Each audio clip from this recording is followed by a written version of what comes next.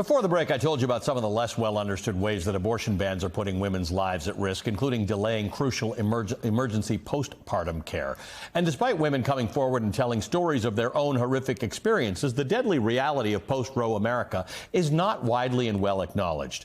Joining me now is Dr. Leah Torres. She's an obstetrician and gynecologist and the medical director of WAWC Healthcare in Alabama. Leslie Regan is a professor of history at the University of Illinois. She's the author of the book Dangerous Pregnancies, Mothers, Disabilities, and Abortion in Modern America. Welcome to both of you. Dr. Torres, thanks for being with us again. You were one of the first people I talked to, the first doctors I talked to after the fall of Roe v. Wade. I came to Alabama and we met, and you warned about all of this is happening. In fact, you said, don't ignore Alabama if you don't live here, because we are the canary in the coal mine about all the dangerous things that are going to happen across America to women who want their pregnancies or don't.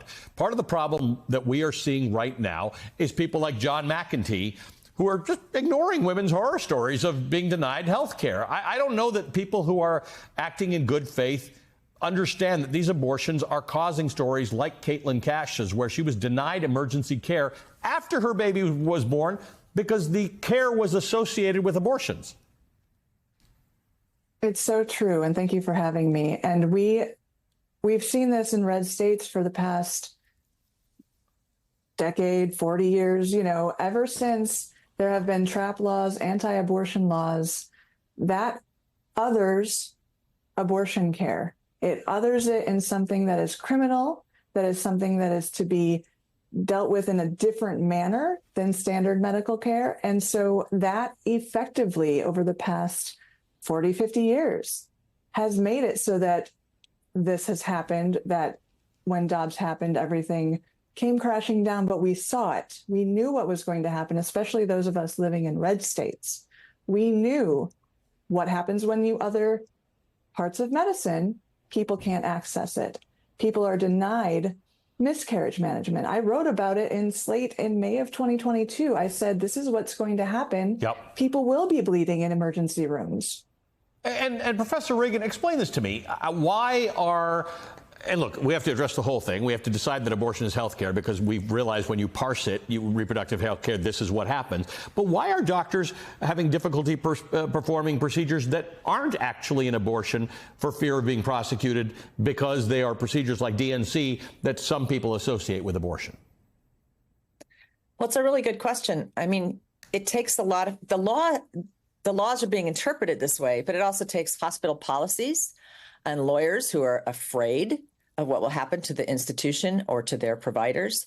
And providers are being frightened. They're being told they could lose their licenses. They'll be stigmatized. They'll be basically dragged out into the community and potentially prosecuted.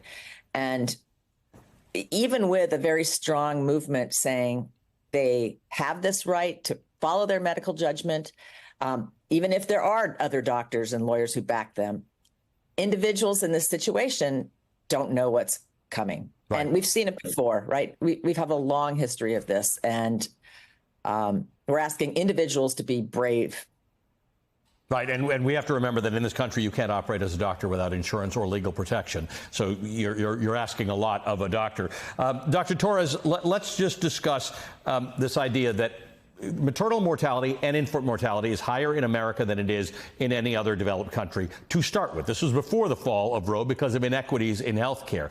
Now you've got this stuff happening. You've got doctors who can't perform certain things. You've got doctors, including yourself. You were persecuted for being an abortion provider, who then are forced to leave states because they can't practice. So you create greater deserts with more women who will perhaps die or at least lose their reproductive organs because they're just not getting the service of OBGYNs because those people can't practice freely where they live.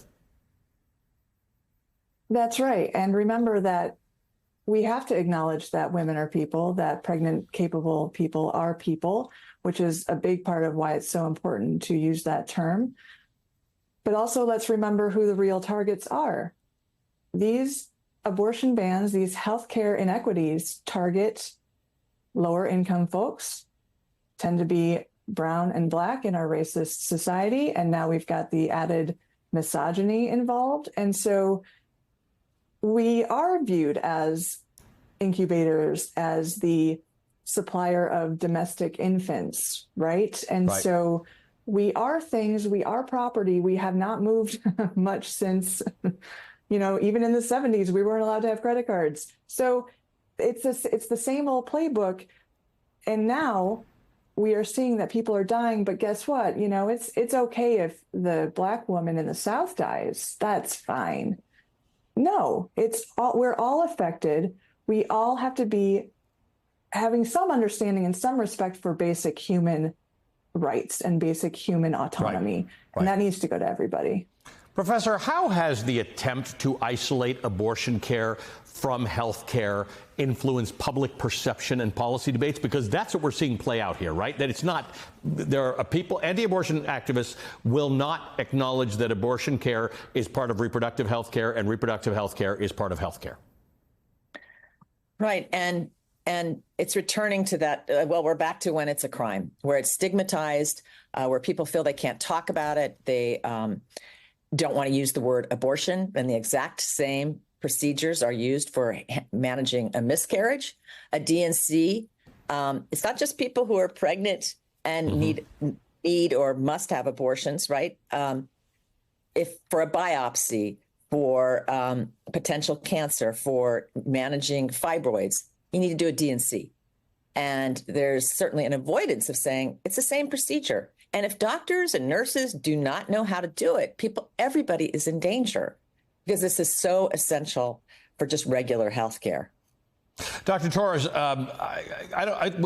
we played that clip of John McEntee saying, are there any women who are actually bleeding out? I mean, we talk about this all the time. We know that they exist, but there is an effort. Do you think he just doesn't know that they're women, or is this an effort to erase the really detrimental effects that the fall of Roe and these abortion bans are actually having on women, that they don't really exist, even though we have stories of them, even though they were at the DNC talking, even though they've been on this show and you have talked to them and you know exactly who they are?